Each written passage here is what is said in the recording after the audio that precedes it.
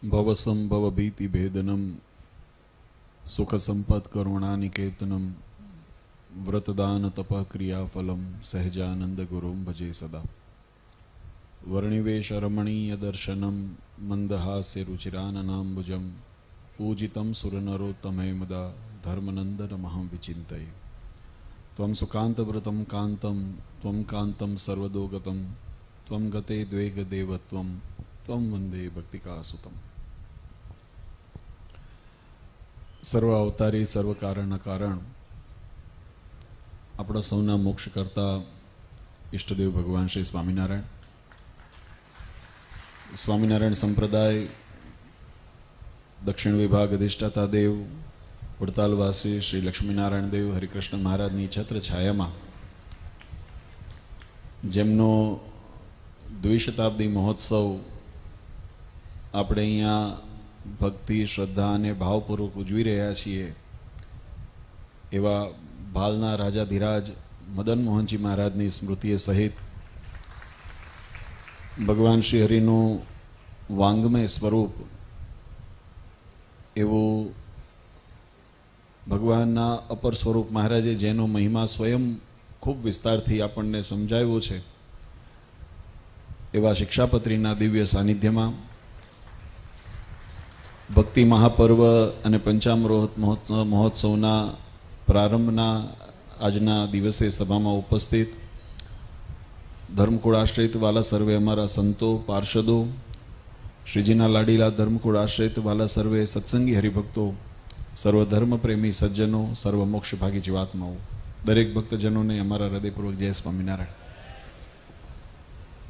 વાલા ભક્તો, સર્વપ્રથમ તો અહીંયા ઉપસ્થિત તમામ ભક્તો અને સોશિયલ મીડિયાના માધ્યમથી જે આ પ્રસંગને નિહાળી રહ્યા છે એવા દેશ અને વિદેશમાં વસતા તમામ ભક્તોને અમારા સમગ્ર ધર્મકુળ પરિવાર પરમ પૂજ્ય આચાર્ય મહારાજશ્રી, પરમ પૂજ્ય માતુશ્રી સમસ્ત વતી નૂતન વર્ષના અનેક અનેક શુભકામના અને આશીર્વાદ. ભગવાન આવનાર વર્ષ તમારા સર્વ માટે ખૂબ સુખાકારી રૂપ નીવડે, જીવનમાં સુખ સમૃદ્ધિ અને ભક્તિ વધે એવી ભગવાનની કૃપા સર્વ ઉપર ઉતરે એવી મહારાજના ચરણારવિંદમાં પ્રાર્થના કરી અને સર્વને શુભકામના પાઠવીએ છીએ. વાલા ભક્તો, ભગવાન શ્રી હરિની અસીમ કૃપાથી દર વર્ષે આપણને નૂતન વર્ષના નવલા દિવસોની અંદર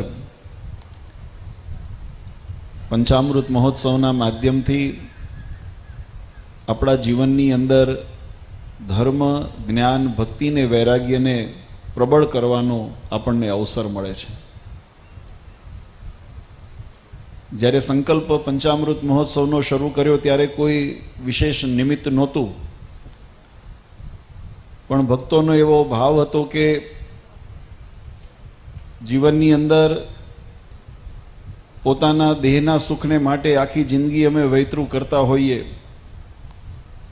સામાજિક અને વ્યવહારિક પડોજણોની અંદર આખી જીવન અમે વ્યતીત કરતા હોઈએ, પણ આત્મકલ્યાણનું જે સાધન ભગવાનના મહાત્મા જ્ઞાને સહિત ભક્તિને બળ મળે એવું કોઈ સાધન અને એના નિમિત્તે જે કોઈ આપણને આવો અવસર મળે, એની પુષ્ટિ થાય એવું કોઈ આયોજન થાય એવો સંકલ્પ કરેલો. એમાં શાસ્ત્રનું વાંચન કરતા આ દિવસોની અંદર, આ નવલા દિવસોની અંદર મહારાજે જે એમના સમકાલીન સમયાની અંદર જે સમયા કર્યા, આમ તો કાર્તકી અને ચૈત્રી સમયો આપણો એકાદશીથી પૂનમ અને નોમથી પૂનમના નિર્ધારિત કરેલા છે, પણ એનાથી સવિશેષ મહારાજે આ નૂતન વર્ષના અન્નકોટ ઉત્સવ વગેરેના ઉત્સવો પણ ગઢપુર, વડતાલ જેવા ધામોની અંદર મહારાજે કરેલા છે. એનાથી વિશેષ પિતા ધર્મદેવ અને માતા ભક્તિના પ્રાગટ્ય ઉત્સવના પણ વિવરણ આપણા શાસ્ત્રમાં જોવા મળે છે. ભગવાને જે મહાદીક્ષા ગ્રહણ કરી મહારાજને રામાનંદ સ્વામીએ જેતપુરની અંદર પદારૂઢ કર્યા અને આચાર્ય સ્થાપનાનો જેનો દ્વિશતાબ્દી વર્ષ પણ આ વર્ષે આપણે ઉજવી રહ્યા છીએ, એવા ત્રણેય મહાન પર્વ જે પ્રબોધન એકાદશીના પવિત્ર દિવસે થયેલી છે. ત્યારે એ પ્રસંગોને સ્મૃતિની અંદર અને આપણા જીવનની અંદર એના માધ્યમથી એનો મહિમા અને સિદ્ધાંત દ્રઢ થાય એના સંકલ્પ સાથે આપણે 5 ઉત્સવોનો પંચામૃત મહોત્સવનો આરંભ કરેલો. સમય જતાં એ ઉત્સવની અંદર હરિભક્તોને વધારે રસ પડ્યો અને એની અંદરથી આપણને જીવનની અંદર નવું જાણવા, શીખવા અને આપણને અનુસરવા માટેની પ્રેરણાબળ મળ્યું. ગત વર્ષે આપણે જાણીએ છીએ વડતાલ લક્ષ્મીનારાયણ દેવનો દ્વિશતાબ્દી મહોત્સવ વર્ષ હતું, એટલે આખું વર્ષ આપણે ભક્તિ પર્વ તરીકે અનેક વિવિધ સ્થાનોની અંદર ભક્તોએ કથા, વાર્તા, ઉત્સવ, સમૈયા, નિયમ, ચેષ્ટા, વ્રત અનેક એવા પ્રકારે અનુષ્ઠાન કરીને ભગવાનને રાજી કર્યા અને એનો પણ ભક્તિ મહાપર્વ અંતર્ગત આપણે અહીંયા પંચામૃત મહોત્સવનો ઉત્સવ કરેલો. ત્યારે સંકલ્પ થયો કે આ ઉત્સવની અંદર વિશેષ બળ મળતું રહે, સત્સંગ વેગવંતો રહે અને સત્સંગ પરાયણ, કાયમ ભક્તિ પરાયણ રહે, એના માટે આપણે આ દ્વિતીય ચરણ એનો સંકલ્પ કર્યો. ત્યારે મદન મોહનજી મહારાજનો દ્વિશતાબ્દી મહોત્સવ, શિક્ષાપત્રી લેખનનો દ્વિશતાબ્દી મહોત્સવ અને આચાર્ય સ્થાપનાના દ્વિશતાબ્દી મહોત્સવના ત્રિવેણી આપણને સંગમ રૂપ આપણને આ ઉત્સવના અવસર મળ્યા. આજે એ અંતર્ગત આપણે આ પંચામૃત મહોત્સવ અને ભક્તિ મહાપર્વ એનું સુંદર આયોજન કરીને આપણે એનો લાભ લઈ રહ્યા છીએ. હમણાં જનમંગળ ભગતે કાર્યક્રમની રૂપરેખા તમારી સામે મૂકી. અમારો ઉદ્દેશ આ ઉત્સવ કરવાની પાછળ, અને અમે કાયમ કહેતા હોઈએ કે ઉદ્દેશ એક જ છે કે જીવાત્માને વધારે ને વધારે ભગવાનની નજીક કેમ જાય, એવી પાત્રતા કેમ કેળવાય, એનો મુખ્ય ઉદ્દેશ રહેલો છે. આમ આ વખતની થોડી કથા કઠણ હોય એવું મને લાગે છે, લાગશે પણ તમને પણ લાગશે. કઠણ એટલા માટે કે આપણા શાસ્ત્રોની અંદર 2 પ્રકારના ભાવ જોવા મળે છે. કથા કોઈ પણ શ્રવણ કરીએ ને એમાં એક છે ચરિત્ર ભાવ અને એક છે ઉપદેશ ભાવ. ચરિત્ર એટલે ભગવાને મનુષ્યાદી આકૃતિ ધારણ કરીને જે દિવ્ય લીલા કરી હોય, રાસોત્સવ કર્યો, રંગોત્સવ કર્યો, શાકોત્સવ કર્યો, કોઈ યજ્ઞાદિ કર્યા હોય, આવા અનેક પ્રકારે જે ચરિત્રો કર્યા છે, લીલાઓ કરી છે, એ લીલાઓનું વર્ણન આવતું હોય ત્યારે સહજે રીતે આપણને સૌને એની અંદર મધુરતા લાગે, મીઠાશ લાગે. ભગવાનના ચરિત્રોને શ્રવણ કરવાની અંદર મનની અંદર તરબોળ થઈ જાય, એની અંદર આનંદ આવે, કારણ કે એમાં કંઈ લાગતું નથી, ખાલી સાંભળવાનું છે, આનંદ માણવાનો છે. પણ શાસ્ત્રનો એક બીજો ભાવ પણ રહેલો છે જે ઉપદેશાત્મક છે. અને એ ઉપદેશાત્મક જ્યારે વાત આપણને કહેવામાં આવે, જે આપણને લાગુ પડે છે, જે આપણને મહારાજે વચનામૃતની અંદર ઈયળનું દ્રષ્ટાંત, ભમરીનું દ્રષ્ટાંત દીધું છે. અને એની અંદર મહારાજે વચનામૃતની અંદર વાત કરી કે ઈયળ હોય, ભમરી એ ઈયળને પકડીને લાવે થઈ જાય અને પોતે ભમરીનું રૂપ ધારણ કરી લે. નહીં ઈયળ ઉડવા સક્ષમ નથી, પણ ભમરી બને ને એટલે ઉડવા સક્ષમ થાય. તો જેમ ભમરીના ડંખથી ઈયળનું રૂપ પરિવર્તન થાય, ડંખ મીઠો ન લાગે, ડંખ મીઠો લાગે, પણ એ ડંખને જો સહન કરી જાય તો એનું અંગ પરિવર્તન થઈ જાય.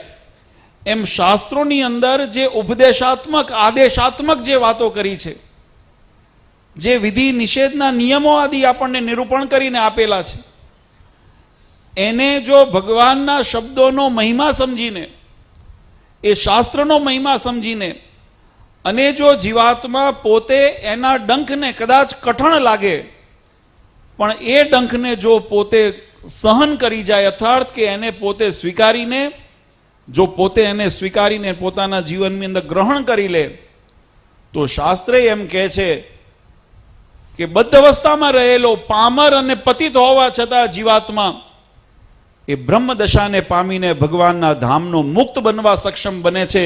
એના તમામ વિકારો, એની અંદર તમામ અવરોધો, એની અંદર તમામ વિકૃતિઓ એ ત્યાં ટળી જાય છે અને એ બ્રહ્મરૂપને પામી અખંડ પરમાત્માના સુખને એ અનુભવ કરી શકે છે. આ સત્સંગનો હેતુ એ છે. સત્સંગ માત્ર, અમે ઘણી વખત કહીએ છીએ, મોક્ષ, શોખ કે આપણા મનના મનોરથો માત્ર પૂર્ણ કરીને લાડ લડાવવાને, માત્ર જેને કહેવાય કે ખાવા પીવાને જલસો કરવા માટે સત્સંગ નથી. અને એટલે આ શિક્ષાપત્રીનું મેં કીધું ને થોડું કઠણ પડશે, કારણ કે આ શિક્ષાપત્રીનો શબ્દ તમે જો વ્યાકરણની દ્રષ્ટિએ કરો ને તો બે પ્રકારના એની અંદર અર્થ આપણને જોવા મળે. સહજ રીતે આપણે જો વિચારીએ તો શિક્ષાના બે પ્રકાર અર્થ છે. એક ઉપદેશ, એને શિક્ષા કીધી કે આપણે કહીએ ને શિક્ષા ગ્રહણ કરે છે, એને ઉપદેશ ગ્રહણ કરે છે.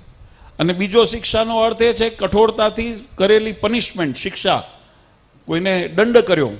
તો આ બંને ભાવ શિક્ષાની શબ્દની અંદર સમાયેલા છે. પત્રી એટલે લેખ, જે મહારાજે સ્વહસ્તે લખ્યો આપણા વડતાલ ધામની અંદર હરિમંડીપની અંદર. મહારાજે જ્યારે સંકલ્પ થયો કે અમારા અંતર ધ્યાન થયા પછી અમારો જે ભાવ હતો, અમારો જે ઉદ્દેશ હતો એ અમારા ભક્તોને સંશય રહિત, આવું સત્સંગી જીવનની અંદર શબ્દ લખ્યો છે કે કોઈને સંશય રહિત પ્રાપ્ત કેમ થાય, એના માટે મહારાજે કે સર્વશાસ્ત્રના સારરૂપ અમે શિક્ષાપત્રી લખીને સત્સંગી જીવનની અંદર ઘણા એમ કે મહારાજની લખેલી છે, નથી લખેલી. એમ તો શિક્ષાપત્રી પોતે એમ કે છે કે આ શિક્ષાપત્રીનું લિખામી સહેજાનંદ સ્વામી મહારાજ પોતે એમ સ્વીકારે છે કે આ મેં લખી છે. સત્સંગી જીવંત અને ચતુર્થ પ્રકરણના 43મા અધ્યાયનો છેલ્લા ભાગને વાંચ્યું, એમાં લખ્યું, એનું વર્ણન કર્યું છે. મહારાજે પોતાના પલાઠી વાળીને પોતે બેઠા છે, સાથળ ઉપર એક પત્રી મૂકી છે, એના ઉપર કાગળ મૂક્યો છે, અને પોતાના ડાબા હાથથી એને એ પાટીને પકડી છે, અને જમણા હાથની અંદર મહારાજે કલમ ધારણ કરી છે, અને પોતાના નખની આંગળીઓ એ આમ અગ્રભાગની અંદર સીધી રાખી છે, અને થોડી નીચે કલમની અણી દેખાય એવી રીતે અણી પકડી છે. અને પછી મહારાજે સ્વહસ્તે શિક્ષાપત્રી લેખન કાર્ય કર્યું છે. સત્સંગીઓની અંદર એનો વિસ્તારથી ઉલ્લેખ છે. મહારાજે એનો ઉદ્દેશ બતાવ્યો છે. અને આ શિક્ષાપત્રી અમે ઘણી વખત એમ કહેતા હોઈએ કે માતા અને પિતા બંનેનું કાર્ય કરે છે.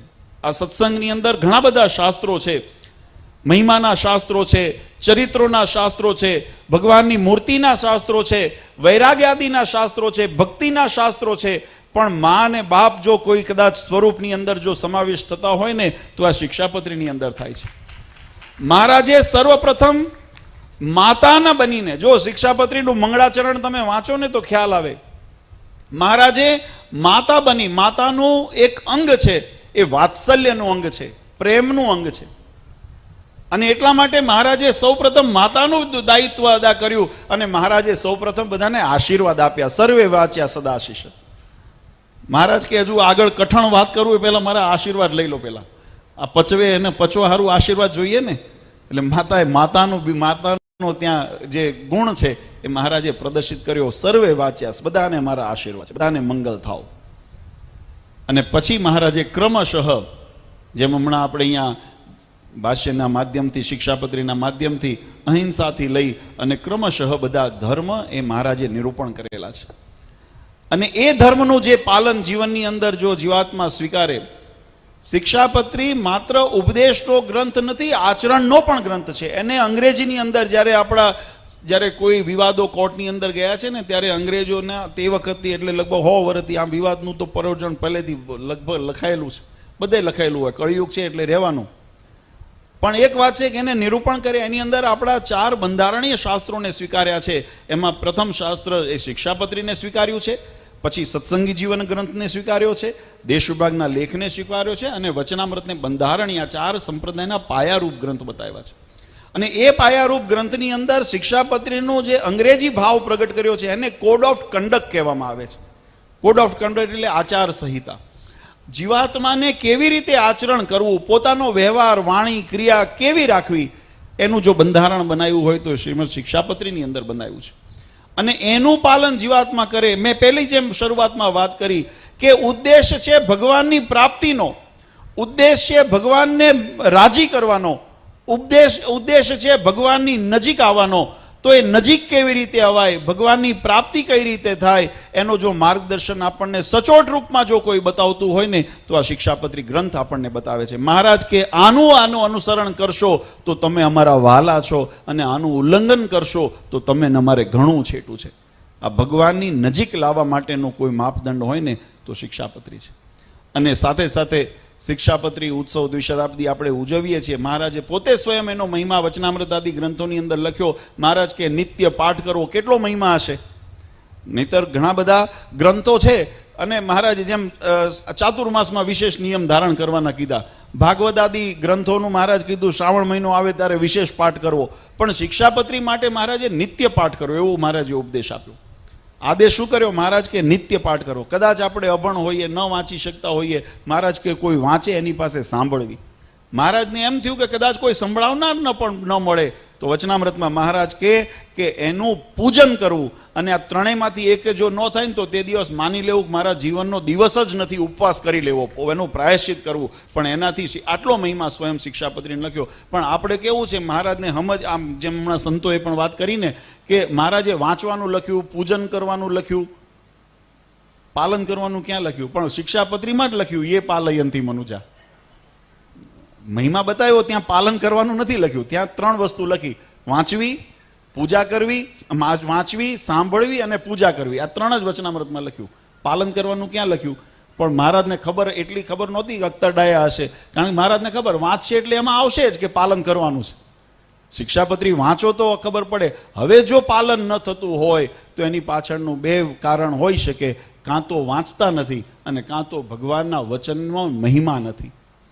ઘણા ઉત્સવ માત્ર દેખાવ ના કરતા હોય તો એ ઉત્સવનો શિક્ષાપત્રી કે કોઈ પણ ઉત્સવ કરતા હોઈએ, સત્સંગી થવાનો પહેલો જો કોઈ લાયકાત હોય ને તો એ આચરણ છે. વાલા ભક્તો, આચરણ ન હોય તો એ સત્સંગીની કોઈ લાયકાત નથી. શિક્ષાપત્રીને આપણે જો માનતા હોઈએ, પાળતા હોઈએ તો શિક્ષાપત્રીનું પહેલું કર્તવ્ય છે શિક્ષાપત્રી આપણા જીવનમાં હોવી જોઈએ.